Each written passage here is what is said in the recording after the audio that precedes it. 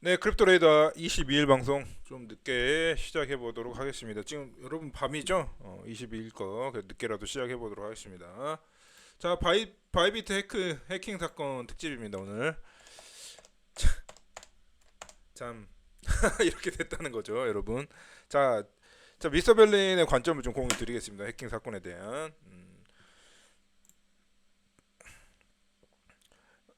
일단 뭐 아캄이라고 하는 데가 되게 주소 그 트랜잭션 흐름을 좀 이렇게 막 일반 사용자한테 보여주면서 약간 물타기 하는 좀 회사예요. 제가 봤을 때는 우선은 해킹 이 미스벨린 결론적으로 얘기하면 알 수 없습니다. 아직 제대로 된 거는. 예, 다 떠들고 있는 것입니다. 여러분들 바이오비트 멀티시그 해킹이라고 이렇게 쳐보시면 그 세이프 월렛 그러니까 바이비트에서 세이프 월렛 씁니다. 세이프라는 플랫폼이 있어요. 약간 그 월렛 플랫폼이 있는데 걔를 통해서 이제 하고 있고 그 레이어 위에서 이제 바이비트 콜드 월렛이 작동을 하거든요. 아무튼 이렇게 뉴스를 쫙 보시면 여러분들 느낌을 이제 우리 구독자님들 느낌을 벌써 보셔야 돼. 쫙 보시면 해킹 나오고 놀스코리아 나오고 있죠. 정신없는 와중에 이제 막 놀스코리아 얘기 나오고 있고 박진혁이라는 되게 잘생겨서 뭐 연예인급인데 이게 실제 사진인지 알 수도 없는 막 이런 이미지 다니고 있습니다. 그래서 노스코리아 무슨 그룹 뭐 해킹 그룹 있지 않습니까? 거기서 뭐 했다. 만만하면 북한이더라고. 그리고 뭐 아캄이라는 게 이제 뭐냐면 자금이체 트랜잭션을 추적해가지고 이렇게 그래프로 보여주는 게 아캄 서비스입니다. 그러니까 아캄이 제가 가만히 보니까 처음에는 이게 팩트가 좋아가지고 되게 이렇게 이런 걸 보여주다 보니까 되게 잘 만든 서비스는 이렇게 생각하고 있다가 계속 얘가 소셜 플레이를 하는 거 보면요 조금 어그로를 많이 끕니다. 그래서 아직 정확히 팩트가 확인이 안 됐습니다. 인출된 거는 팩트인데 그 외에 누가 했는지 왜 했는지는 밝혀지지 않고 있는데 이 자크 XBTC라는 이 하나의 무슨 포트 야 이거는 그 어떻게 계좌 이렇게 트랜잭션 있지 않습니까? 트랜잭션을 추적해가지고 막 이렇게 그 소셜 활동을 하는 그 하나의 그냥 트위터 리안이 있습니다. 제가 그냥 개인적으로 미스터 블린 봤을 때는 소프트웨어 개발자도 아닌 것 같고요. 그냥 이런 걸로 그 자금 이동 같은 거를 잘 추적해가지고 막 하는 같은데 많은 사람들이 얘가 보안 전문가로 믿고 있습니다. 제가 이렇게 트위터 스레드를 쫙 봤을 때 보안 전문가의 냄새는 전혀 나지 않습니다. 제 개인적인 생각입니다. 제 개인적인 생각이서 그러니까 하여튼 뭐 결론적으로 얘기하면 크립토판에 악재를 하나 부여를 하고 싶은 모양입니다. 지금 누군가가 그죠? 예, 크립토판에 악재를 하나 부여하고 싶습니다. 물론 현재 크립토 가격은 전혀 뭐큰그 변화도 없지만 근데 좀 약간 냄새가 나는 게 이 아캄에서 이 해킹 이 자크 XBC라는 하나의 그 현재 해킹 사건이 얘 트위터부터 이제 발생한 건데 얘한테 이제 그 아캄 코인이라고 해서 이제 그 나름대로 가격이 있는 코인이 있거든요. 얘한테 상금으로 줬다는 겁니다. 약간 그 수고 명목으로. 그래서 무슨 어택 무슨 그 중간에 이제 약간 그 가로채기 방식인 것 같은데요. 그거에 대해서 그 약간 보안 분석을 한 거에 대해서 라자로스 그룹이라고 하는 북한 노스코리아가 백드가 돼 있다고 소문이 난 거기 그런 걸 조사를 해가지고 얘한테 바운티라고 해서 이제 이게 줬습니다. 어, 이게 현상금 상금 같은 걸 줬다는 겁니다. 근데 제가 봤을 때는 자 여기서 이제 다른 트위터 하시는 분이 얘기하고 있죠. It starts from when Jack exhibit report suspicious. 그러니까 의심스러운 아웃플로우가 바이비트에서 1.4 빌리언 달러에 해당하는 이더리움이 인출됐다. suspicious예요. 예. 의심되는 의심스러운 이제 바이빗 그 아웃플로우가 바이비트에서 이제 출금이 됐다. 1.4 빌리언의 달러는 꽤 큰 돈이죠.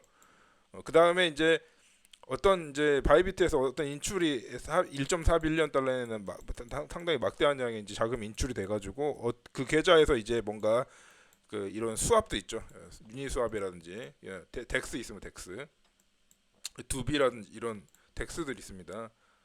요 덱스에서 이제 이렇게 수압이 됐다는 겁니다. 그래서 그 돈 세탁을 하려고 이제 수압을 덱스를 통해서 이제 수압이 일어났다는 얘긴데요. 결론적으로 이거는 여러분들 뉴스를 이렇게 막 보시겠지만은 이더리움에 대한 해킹이 아닙니다. 이더리움이 뭐가 잘못돼서 여기 ETH 보이죠 벌써 트렌딩. 이더리움이 뭔가 보안 문제가 있어. 이더리움 멀티시그 기능 있죠. 아마 롤업 기술의 일종인데 롤업 기술에 포함되어 있는 멀티시그 기능이 문제가 있어가지고 거기서 해킹이 됐다 이렇게 이해하시면 안 돼요. 이더리움하고는 전혀 상관이 없습니다. 여러분들이 갖고 있는 월렛이 여러분들 개인 월렛이나 전혀 상관이 없는 일입니다. 이거는 어떻게 보면 거의 인재에 가깝습니다. 만약에 이게 해킹 뭔가 이렇게 바이비트에서 뭔가 오퍼레이션을 잘못해가지고 난 사건이면요 인재입니다. 인재. 여기 똑같이 얘기하고 있네요. The hacker didn't break the code, they broke the humans. 예? 그래서 뭔가 이 추정치에 따르면 이런 구조를 갖고 있다 합니다. 이게 바이비트 콜드 월렛이고요. 콜드 월렛이고 잠깐만 이렇게 포인팅이 안 되지. 이 바이비트 콜드 월렛이고 요게 세이프 월렛. 세이프가 약간 그 일종의 그 좀 대형 엔터프라이즈급들도 마찬가지고 이렇게 대형 프로바이더한테 약간 이런 솔루션 원래 솔루션을 제공해주는 세이프인데 뭐 궁금하신 분은 세이프라고 찾아보시면 됩니다. 세이프 크립토 이렇게 세이프가 하나의 그 플랫폼 역할을 하고 있는 애거든요. 하여튼 걔를 기반으로 이제 콜드 월렛이 돼가지고 그러니까 이제 이 프록시입니다. 프록시. 이 월렛이 이걸로 이 바이비트의 콜드 월렛의 프록시가 돼 있는 거예요. 돼 있는 거예요. 이게 실제 뿌리는 예를 두고 얘를 통해서 이게 인터페이스인 거죠. 인터페이스. 그러니까 여기에 이제 트랜잭션이 바이비트 콜드 월렛으로 왔다 갔다 하는 겁니다. 그럼 이제 여기 자동으로 이제 프록시가 되는 거예요. 프록시라고 해서 이제 얘본 그 월렛을 이렇게 감추고 그 위에서 인터페이스처럼 활동하는 월렛입니다. 근데 그러면 이게 콜드 월렛도 아닌 거죠. 그냥 하여튼 바이비트의 워딩으로는 콜드 월렛이라고 하는 겁니다. 얘는 이제 프록시 역할만 하고 여기에 이제 트랜잭션이 오고 가는 것들이 사실은 최종적으로 이 세이프 월렛에 다 저장이 됩니다. 그래서 최종 월렛은 이 세이프 월렛이에요. 세이프라는 회사가 있거든요. 플랫폼 회사를 통해서 운영하는 그러니까 일종의 제3자죠. 제3자 일종의 외주를 준 거죠. 바이비트 자체적으로 하는 게 아니라 세이프 플랫폼을 통해서 바이빗이 콜드 월렛을 운영을 하고 있습니다. 아무튼 그렇게 아시면 돼요. 그래서 모든 자금이 일로 이렇게 이동을 해야 되는데 이 백도어 컨트랙트를 백도어 이제 월렛을 하나 만들고 여기서 콜드워스 일로 가야 되는 것을 일로 가로챘다는 겁니다. 그러니까 얘를 원래 자금이 이렇게 뭐든지 하여튼 이렇게 가야 되는 것들을 이 백도어 컨트랙트에 이제 했다는 건데 글쎄 뭐 이 중간에 TX를 수정할 수 없거든요. 어떤 경우에서 수정하기가 어려운데 이거 같은 경우는 아마도 그 종합 제가 이제 트위터를 쫙 보면서 종합해 보면 결국 사람에 의해서 뭔가 사람에 의한 오퍼레이션 사고인 것 같습니다. 제 생각에는. 제 생각이 아니라 팩트가. 그리고 심지어 벤 자우라는 바이비트 CEO 사장님 있죠. 사장님이 인증해 줬습니다. It appears that this specific transaction was mooked. All the signers saw the mook must UI 그러니까 하여튼 그 스캠이죠. 스캠 UI를 통해서 세이프 월렛하고 이제 인터랙션을 하는 게 이제 어떤 대시 CRM 같은 게 있습니다. 그러니까 무슨 인터페이스인가 대시보드 같은 게 있겠죠. 그러면 이제 바이비트 직원들이 이제 이거 가지고 사이닝을 하는 겁니다. 또 트랜잭션 관련한 거 멀티시그라서 이 엔터프라이즈에서 이제 예를 들면 3개 중에 2개가 이제 승인이 버리피케이션 사이닝이 되면 마치 우리 회사에서 결제하듯이 결제를 올리면 결제를 이제 내리지 않습니까? 사장님과 부사장님이 이렇게 사인하면 이게 통과가 되잖아요.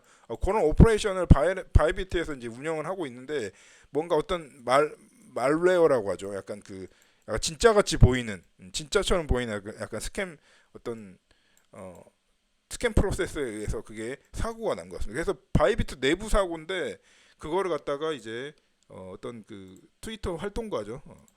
저는 크립토 활동가라고 부르고 싶습니다. 이제 보안 전문가는 아닌 알 수 없는 게 누군지 어떻게 알고요.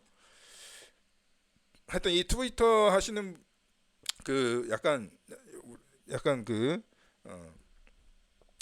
트랜잭션이라는 이런 거 추적을 오랫동안 해온 이런 그 트위터 리안인데 얘가 이제 어떤 낙함에다가 리포트를 했나 봅니다. 바이비트로부터 의심스러운 이제 그 트랜잭션이 감지되었다. 근데 그 주체가 왜 갑자기 노스 코리아가 왜 나온지는 잘 모르겠습니다만 아무튼 아니 노스 코리아에서 그렇게 야 참 사람들 뇌절이라는 게 그리고 바이비트 해커라고 이렇게 원롯에도요 그 해킹된 이게 뭐 이렇게 이미지라는데 이것도 어디서 만들어진지 알 수 없는데 누가 바이비트 해커라고 써놓습니까 해커가. 하여튼 뭔가 시끌시끌합니다. 제가 이제 지금 방금 본 지가 한 20분 정도 됐거든요. 바이비트 해킹 뭐 사건이 났다고는 들었어요. 근데 별로 관심이 없습니다. 무슨 여러분들 블록체인에서 무슨 해킹 사건이 일어났다고 하면 여러분들 관계 없어요. 여러분들의 심지어 익스체인지하고도 별로 관계가 없습니다. 그래서 익스체인지는 다수의 콜드 월렛을 한두 개를 운영하는 게 아닙니다. 막 아이디를 줘가지고 엄청나게 많아요. 그 중에 하나가 뭔가 털렸는데 그 털린다는 표현도 좀 쓰면 안 되고요. 해킹됐다는 표현도 쓰면 안 돼요. 아직 컨퍼메이션 정확한 팩트 체크가 안 됐습니다. 예, 해킹이라고 표현하면 안 됩니다. 이건 약간 의도성 뉴스예요. 크립토 악재 하나 주려고 알 수가 없습니다. 그냥 제 생각에는 바이비트 내부 오퍼레이션 사고 아니면 뭐 그리고 그 의심스러운 서스피시어스 아웃플로 누가 판단합니까? 그 의심스럽다는 그 물론 이제 규모가 크니까 그 규모가 큰 거에 의심스럽다는 걸 누가 판단해요? 이 트위터리안이 판단합니까? 그리고 아캄이 판단해요? 아캄이 뭔데요? 얘가 정부입니까? 예. 그냥 원래 아캄이 그런 거 좀 많이 하거든요. 역으로 특히 트럼프 리버티 그룹인가? 하여튼 뭐 그런 것부터 시작해서 트럼프 계좌도 되게 막 보여주면서 막 그런 플레이를 하는 게 아캄이에요. 얘네가 오히려 전 냄새가 얘네가 사실은 더 냄새가 더럽다는 전 느낌을 개인적으로 갖고 있거든요. 그래서 뭔가 소셜 플레이를 진짜 하고 있습니다. 소셜 엔지니어링을 하거든요. 그래서 갑자기 북한을 데리고 와. 뭐 만만한 맨날 김정은 데리고 옵니다. 아니 야 북한인 줄 알려면 그 IP 체크 참 그 북한 그 해킹 그룹이 있다고 합시다. 그럼 걔네가 자기 IP를 다 노출하고 이렇게 해킹 활동을 할까요? 그러니까 그 트랜잭션이 발생한 뭘 추적을 해가지고 북한인 걸 확인을 해야 될 거 아니야. 평양에서 이게 왔다고 그뭐 뭐 해킹을 했으면 그 사이너의 어떤 그 일단 이더리움의 사이너나 버리피케이션 과정을요 중간에 가로채기 할 수가 없습니다. 그게 아니라 아마도 이 세이프를 운영을 할 때 이 인터페이스 UI 있거든요. 인터페이스를 갖다가 약간 정식으로 보이는 UI를 갖다가 이제 슈킹한 것 같다고 합니다. 그리고 이제 CEO가 인정한 것은 어쨌든 간에 얘가 인정한 거는 UI가 뭔가 이렇게 말웨어 UI 그러니까 진짜처럼 보이는 UI가 페이크 UI가 이제 인간으로부터 이거를 어떤 행위를 하게 했다는 겁니다. 그죠?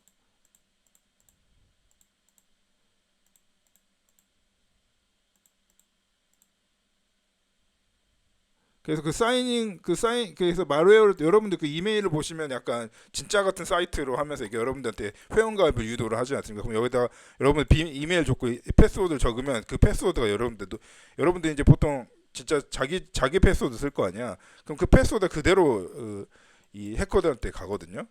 그러니까 마치 진짜 사이트처럼 구글 사이트처럼 만들었다 칩시다. 구글 아이디 패스워드 적는데 패스워드 당연히 여러분들의 패스워드 적을 거 아니야. 진짜 패스워드를 보통 낚이면은 거기 이렇게 패스워드 적고 이렇게 로그인을 딱 누르는 순간 여러분들 이메일과 비밀번호가 일로 가는 거야. 근데 여러분들 2FA를 걸어놓으면 그것도 불가능하지만 만약에 2FA를 설정하지 않은 사람들은 바로 그게 진짜 패스워드이기 때문에 자동으로 이제 구글에 로그인이 되죠. 타인으로부터 막 그런 원리를 가진 사건이 하나 일어났다는 겁니다. 그래서 그게 해킹 사건이라고 보기에는 좀 애매한 면이 있습니다. 그러면 이더리움 트랜잭션을 그 함부로 해킹이 되겠습니까? 예. 그렇다면 그런 해킹 사건이 일어났으면 다 해킹 나야죠. 크립토가 애초에 생존할 수가 없었습니다. 그래서 이더리움의 멀티시그 기능하고는 전혀 상관이 없는 사건이다. 그렇게 보시면 돼요. 뭐 하여튼 이 CEO 자체도 짜고 치는 고스톱인지 아무도 알 수 없습니다. 그거는 아직 확인된 게 이거밖에 없는 것 같아요. 그래서 이 CEO가 뭐 UI의 말웨어 때문에 뭔가 오퍼레이션 사고라고 보는 겁니다. 하여튼 스페셜 워드 컬러 앤 사인드 트랜잭션 노드. 그래서 스마트 컨트랙트를 변경하는 트랜잭션이 승인이 됐기 때문에 거기에 이제 해킹된 스마트 그 약간 로직이 막 자기 해커의 이제 월넛으로 그 이동을 해라라고 하는 명령들이 이렇게 들어가 있는 스마트 컨트랙트가 사인에 의해서 사인이 됐기 때문에 이제 승인이 됐기 때문에 걔가 이제 실행이 되면은 그런 일이 일어날 수 있긴 합니다. 그러니까 결론은 이더리움의 사이닝이란 이더리움 시스템 자체에서 일어난 게 아니라 이더리움의 어떤 트랜잭션을 승인하기 위해서 승인하는 거 있지 않습니까? 여러분들 메타마스크에서 컨펌 누르잖아.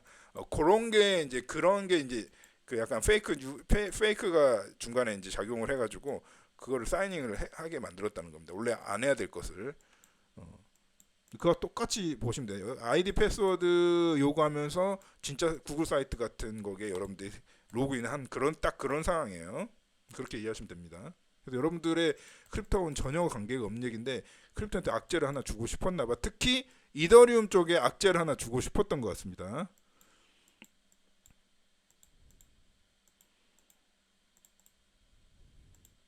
올리너스. 그래서 이거를 제가 뭐 시간을 한 진짜 몇 시간을 두고 이렇게 미스터벨린 팀에서 조사를 이제 할 만한 사항도 아니어 보이고요. 약간 해프닝이 일어난 것 같습니다.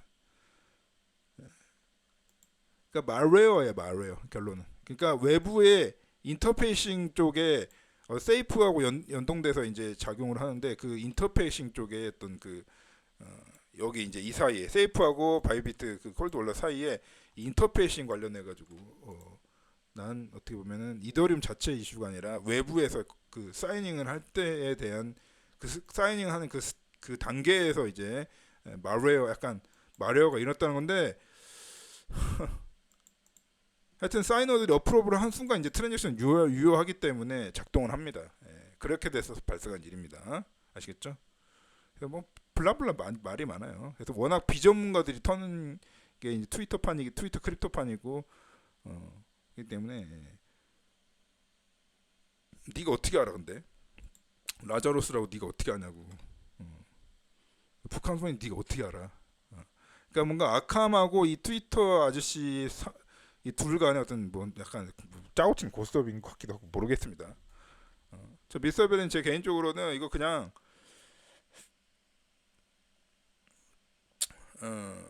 물론 이제 나중에 월트식에 대해서 좀 더 이런 문제까지 차단하기 위해서 이제 이더리움에서 어떤 그 조치를 취할 수 있겠지만은 참 좀 좀 부풀려진 과대 이슈입니다. 그래서 여러분들 전혀 상관이 없어요. 바이비트 문제예요, 그냥 바이비트 다 알아서 하라고 하십시오. 그런 문제를 보시면 되겠습니다. 그래서 우리 좀 똑똑한 사람들은 지금 어떻게 얘기하고 있냐면 애쉬 크립토 아시 얘기한 거는 어쨌든 간에 해킹 1.4빌리언 달러가 누군가에 의해서 갈취됐다고 이제 치자고. 그 다음에 그거를 USDC나 TT로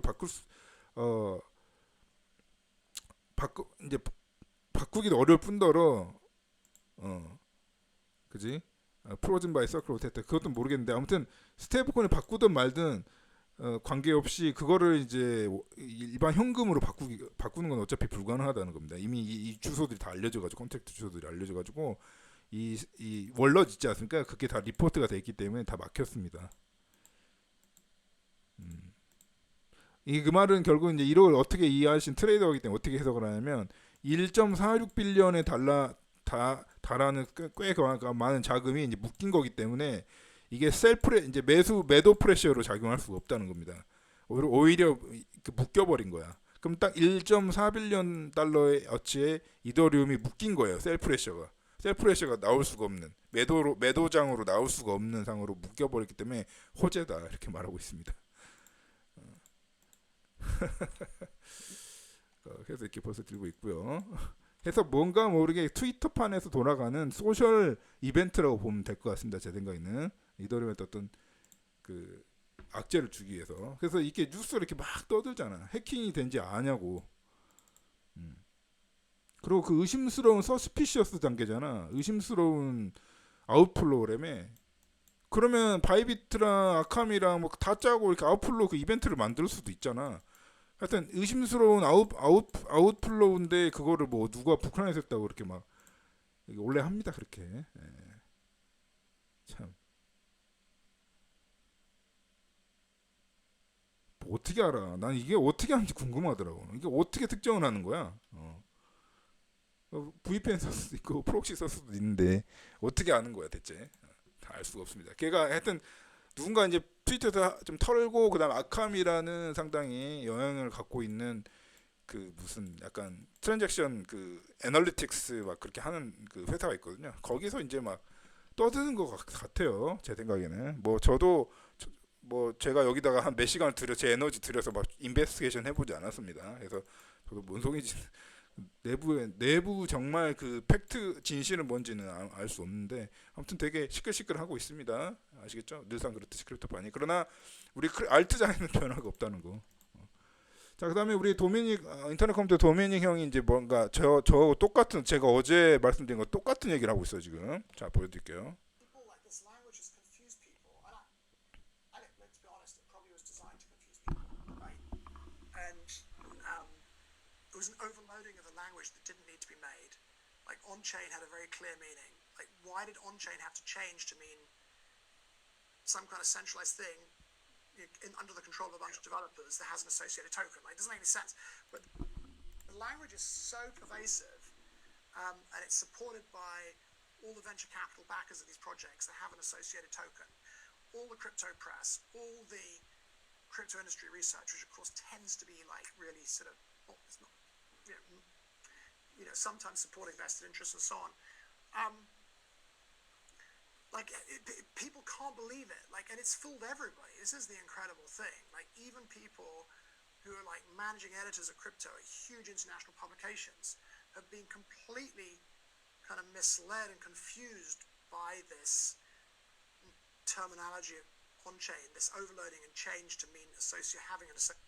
자, 그러니까 무슨 말이냐면 이 모든 활동이나 예전 벤처 캐피탈의 이제 백들을 받은 막 크립토 프로젝트도 있고 막 그다음에 외부 에셋 같은 거 제가 말씀드렸다시피 제가 어제 정확히 똑같이 말씀드렸거든요. AWS라는 센트럴라이즈드 클라우드 구글 클라우드에서 에셋 땡겨오는데 그게 어떻게 온체인이냐 이 말입니다.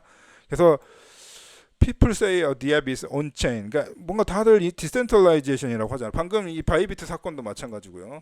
마찬가지죠. 다 디센트럴라이제이션이라고 하는데 이게 왜 이거를 다 이제 온체인에서 막 일어난다고 하는데 온체인 데이터 그러기도 하고. 근데 그게 진짜 리얼 온체인이야? 왜냐면 다 데이터를 아마존이나 센트럴라이즈 구글 클라우드에서 다 갖고 오잖아. 그래서 이거는 딱 그냥 거기에 이제 컨트롤 매여 있는 건데, 그죠? 그래서 이제 한마디로 인터넷 컴퓨터만이 풀리 온체인이라는 거, 진짜 온체인이라는 겁니다. 하여튼 약간 홍보성이기도 하고, 근데 일견 맞는 말이기도 합니다. 저희 미스터벤 팀에서 좀 고민이 많은 게, 이게 솔루션이나 기반 인프라 기술들을 이제 우리가 선택을 할 때 그런 걸 좀 중요시 여깁니다. 이렇게 독립적인가, 외부 독립성인가 있는가, 자체 내에서 다 온체인인가.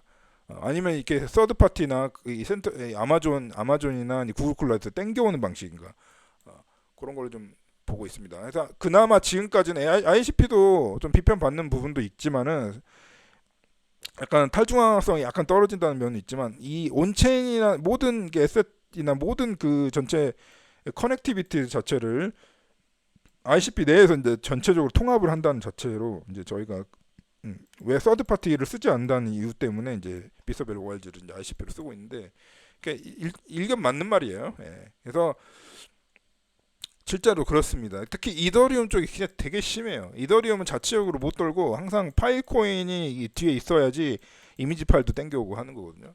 그래서 이더리움 자체가 약간, 그러니까 그래도 여러분들 진짜 콜드 월렛이네 약간 진짜 여러분들이 진짜 어떻게 보면은 보셔야 될 관점이 비트코인 쪽의 계열의 네트워크랑요 이더리움 진짜 틀리긴 틀립니다. 예.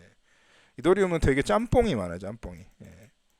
그래서 아무튼 그리고 더군다나 이 온체인 중에서도요 GK는 괜찮아. 그래도 GK는 이제 이건 진짜 이 자체가 이 버리피케이션 검증도 연산이 많이 들어갔는데 걔가 얼마나 그 암호화가 잘 돼 있겠습니까? 근데 옵티미스틱 있죠. 옵티미스틱 롤업 같은 경우는 먼저 트랜잭션을 유효한 곳으로 일단 간주를 심지어 해버리는 거예요. 이 같은 경우에는 그러니까 이더리움의 이제 트랜잭션은 해킹이 안 됩니다. 그게 해킹이 됐으면 이더리움이나 비트코인이나 지금 존재하지 않고요. 그게 아니라 그거를 관리할 때 콜드월렛을 관리하는 입장에서 승인을 할까? 여러분들이 메타마스크에 이렇게 컨펌 확인을 눌러야 이제 가잖아. 뭐 맥OS도 그렇고 iOS 특히 여러분들이 그 보안 좋다는 아이폰의 iOS도 뭐 여러분들이 VPN 뭐 프로파일 설정할 때 이게 확인을 여러분 눌러야 이제 확인이 되잖아. 그 누르는 그 인터페이스를 이 뭔가 이렇게 스캠 그러니까 가짜로 갈아칠 수는 있겠죠. 그건 가능합니다. 어떤 특정 방법에 의해서. 그러니까 이런 식으로 이 전체 사이닝이나 버리피케이션 플로우가 이 제3자의 기술에 의존하게 되면 그런 문제가 중간중간 해커들이 이제 보고 약한 부분을 딱 조지면은 약한 부분에서 이제 그 권한을 획득할 수 있다는 거죠.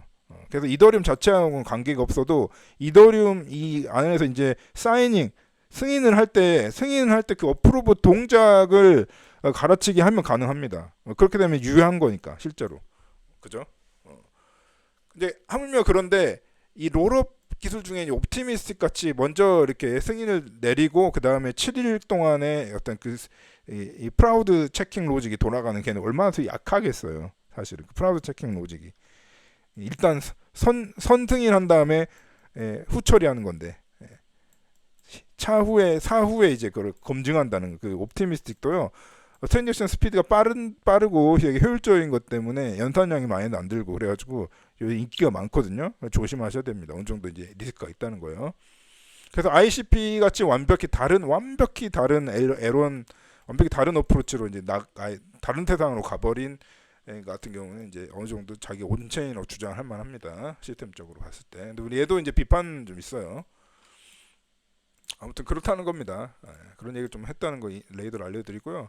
그리고 이제 가끔 이렇게 코드 스니핏들을 이렇게 홍보를 하면서 체인링크에서 뭐 했다. 체인링크 and they said I was 뭐 이상한 말도 안 되는 이렇게 리트윗을 한 게 뭐냐면 이렇게 체인링크를 통한 이제 그 OTC 거래들이 그러니까 덱스 거래들 에이브, 유니스와 쿠코인 등의 이제 덱스 거래들이 막대한 양이 이제 이루어지고 있다. 이렇게 달러로 치면 메가 달러에 해당하는 트랜잭션들이 엄청나게 링크를 통해서 생성되고 있다. 이건 이게 체인링크 자기가 이제 홀더인가 보지.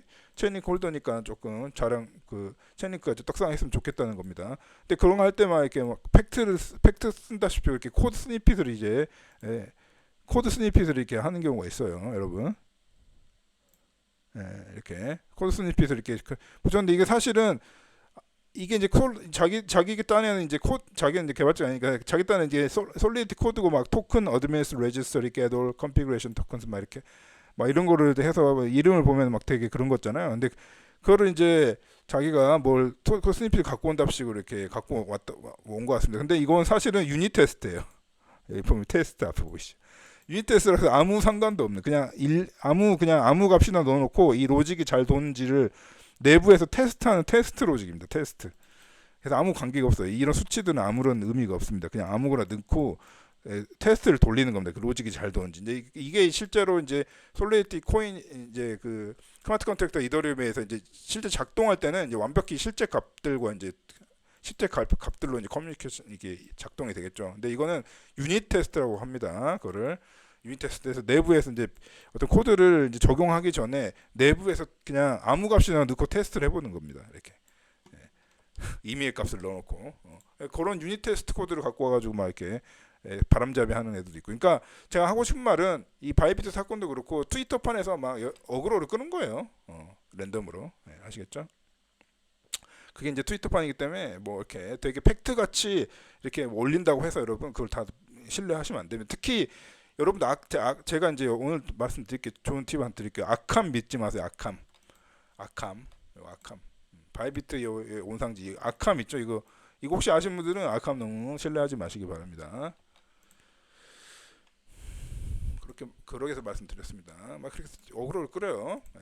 자, 그리고 이거 이더리움 테이크 바이 셀 레이쇼인데 아무튼 간에 이더리움 이제 가격이 눌림세가 발생했는데 사실은 매수하고 있다는 얘기예요. 그리고 방금 이 바이비트 사건도요. 이더리움한테 호재입니다. 아시겠죠? 이더리움에서 뭐 해킹이 일어났다 하는데 바이비트에서 해킹이 일어나서 이더리움 문제 있는 거 아니야? 이게 아니라 호재입니다. 호재. 이게 사실이라고 해도 이게 실제 유출된 게 사실이라고 해도 셀프레셔가 얘가 이제 컨택트가 이제 다 불을 켜고 보고 있는데 이더 스캔으로 만약에 얘가 어떤 스테이블 코인으로 바꿔진다든지 그게 바꿔진 스테이블 코인이 만약에 유로나 뭐 달러로 바꿔지는 순간 이제 더 크게 히트가 그게 이제 문제가 될 거기 때문에 절대 이게 한마디로 묶이는 자금이 되는 겁니다. 결론은 이제 어떻게 보면은 셀프레셔를 감소시키는 역할을 하는 겁니다. 그러니까 이더리움 쪽에서는 호재죠. 그렇게 해석을 하셔야 돼요.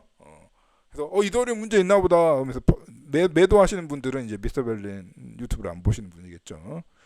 자, 그리고 오늘 또 이슈가 좀 있는데 주말이니까 좀 길게 해볼까요? 자, 제가 좀 보여드릴게요. 파이코인 관련해서 자, 파이코인이 뭐 무슨 코인이다 뭐 이런 거는 제가 이제 크립토 블랙옵스에 이제 파이코인에 중립적으로 이제 파이코인이 진짜 뭔지를 뭐 사이트를 제가 이제 검색할 수 있는 수준에서 이렇게 해보고 이제 실체를 이제 해부해봤습니다. 그러니까 좀 자극적인 일부 어그로성 이제 자극적인 이제 실제 해부 막 이러면서 써놓고 사실은 파이코인 코드 리뷰, 파이코인 어떤 컴포넌트가 구성되어 있고 실제 프로젝트가 어떻게 생겼는지 공개된 정보를 바탕으로 공식적인 자기들이 유일하게 찾을 수 있었던 기터브 계정을 바탕으로 저희가 블랙옵스를 파이코인을 해봤습니다. 그래서 뭐 파이코인 지지자들이 달러들어가지고 이제 2.6K 뷰까지 이제 됐네요. 구독자 뭐 174명 이제 174 구독자 유튜브에서 2.6K 뷰면 상당한 거죠. 히트 친 겁니다. 그래서 감사드립니다. 그래서 아무튼 그거와 별도로 지금 파이코인이 뭐 스캠이 아니냐 유튜브 많이 찾아보세요. 뭐 그건 제가 중요한 상황이 아닌 것 같습니다. 파이코인이 저한테 관심 있는 프로젝트는 아닌데, 자 제가 말씀드리고 싶은 건 뭐냐면 과연 모든 프로젝트들이 그렇게 러그풀 이게 처음에 초반에 이제 출시된 다음에 러그풀 식으로 이렇게 되느냐 모든 프로젝트가 파이콘 되게 잘난 체 많이 하잖아요. 자기가 무슨 세계 시장 바꿀 수 있을 것처럼 얘기를 하는데 과연 그렇게 잘난 프로젝트냐. 그래서 미스터 벨린이 늘상 여러분들 말씀드린 거는 뭐냐면 걔는 그냥 평범한 하나의 알트야. 그러니까 내가 스캠이라고 한 적도 없는데 그냥 평범하다고. 스텔라 포크라고 그냥. 자, 보통 이 저기 파이코인 이제 출시가를 보면 이렇게 돼 있지 않습니까? 근데 우리가 이제 얘의 이제 그 앞으로의 이제 추세를 봐야 알겠지만 이게 뭐 이렇게 갔다가 이렇게 될 수도 있거든요. 잘 보세요. 자, 그거하고 잠깐만 이제 이런 게 있고 그 다음에 앱토스 예로 들어보도록 하겠습니다. 앱토스. 자, 앱토스 같은 거 예를 들면 그러니까 순위 그 마켓캡 순위 50위 안에 드는 수많은 좋은 체인이 있거든요. 그거 대비 파이코인은 그냥 평범하다는 거예요. 제 포인트는 마이크로 페이먼트요, 여러분. 아니 최신 이더리움 L2에서 얼마나 빠른데요, 여러분?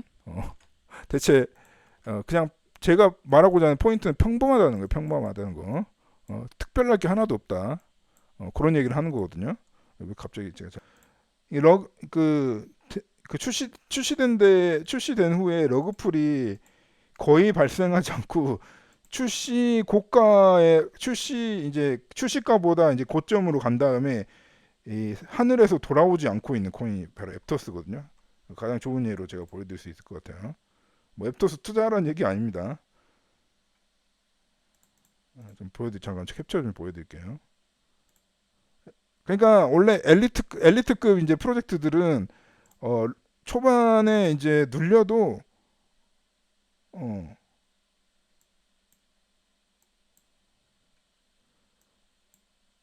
그러니까 약간 상식적인 차트를 보인다는 거죠, 제 말은. 네, 누구나 눌릴 수 있습니다. 이제 파이코인도 미래를 봐야 돼요. 어떻게 될지 봅시다. 이게 파이코인 이제 이렇게 된 다음에 아이고 이거 왜 파이코인 이렇게 된 다음에 약간 이렇게 가야 돼요. 이렇게 가면은 이제 이렇게 해서 이렇게 가면은요, 이건 딱 러그입니다. 아시겠죠? 어디 한번 봅시다.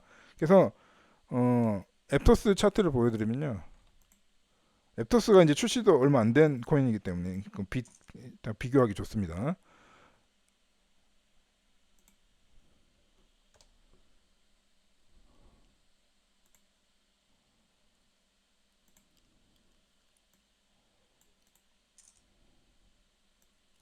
네, 보여드리면 네, 아시겠죠?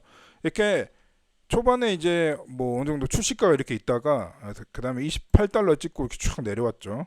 그 다음에 이렇게 파동을 보이면서 안정되는 상황을 맞이하고 있습니다. 이제 이제 파이코인도 요 정도 그림은 나와야 된다는 겁니다. 제 말은 최소한 요 정도 그림은 나와야 정상적인 에론이라고 할 수 있습니다. 왜냐면 스텔라를 복사 붙여넣기 한 다음에 약간 수정을 가한 게 이제 파이코인이니까 최소한 뭐 스텔라 정도나 혹은 그에 못하다면 새로 출시된 앱토스 같은 TVL에서 순위권한 애들, 그러니까 이더리움 계열 디파이, 그러니까 디파이 아니구나, 이더리움 계열이 아니구나, 그러니까 앱토스 에론인데 아무튼 디파이 TVL 토탈 밸류 락드 순위로 한 5위, 6위, 하여튼 10위권 안에 드는 이 정도의 급이 엘리트급 이제 L1이 되려면 요 정도는 보여야 된다는 거야. 패턴을 출시되고 난 후에 출시 러그가 있었잖아.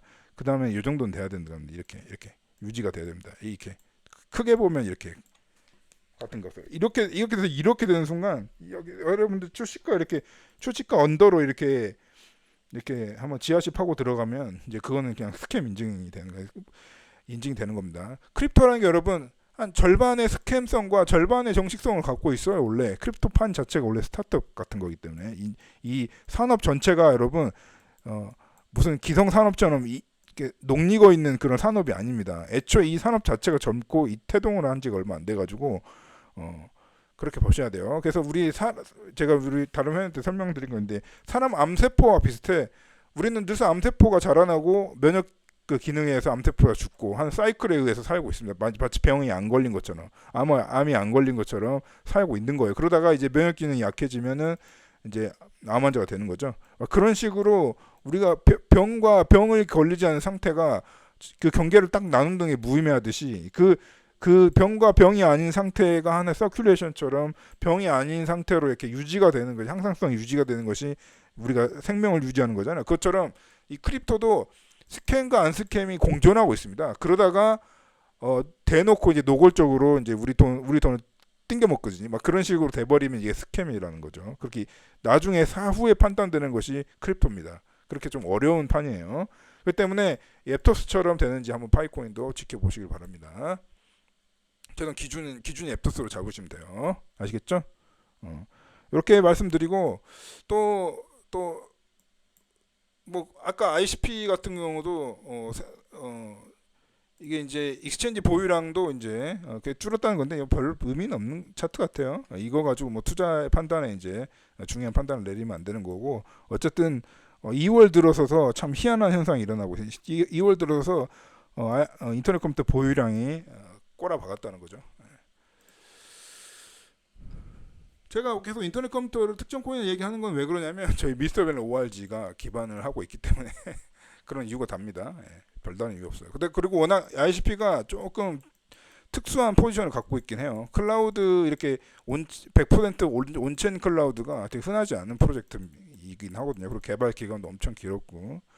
자, 어쨌든 또 이거 같은 경우는 또 비트코인 제가 한번 보여드린 적이 있었을 텐데 비트코인 이제 이게 과거 반감기에 겹쳐본 거예요. 이렇게 노멀라이제이션이라고 하죠. 그거를 가격은 다 틀립니다. 지금이 제일 고점인 가격이에요, 여러분. 지금 파란색이 이제 이게 지금인데 가격은 지금 100K 터치하는 지금이 제일 가격은 높은데 그 패턴상으로 걔를 찌그러뜨려 가지고 이렇게 한번 노멀라이제이션을 해본 겁니다. 같은 위치로 놓고 겹쳐본 거예요.